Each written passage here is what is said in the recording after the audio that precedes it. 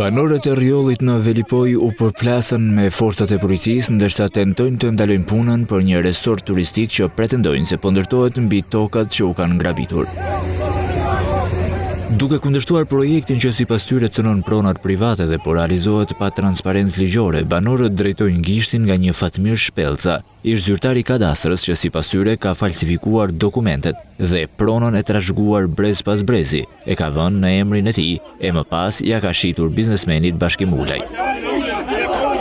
Pas përplasjeve të ashpra me policinë, banorët arritën të pengojnë fadromat dhe makinat e kompanisë ndërtuese, duke pamundsuar vijimin e punimeve.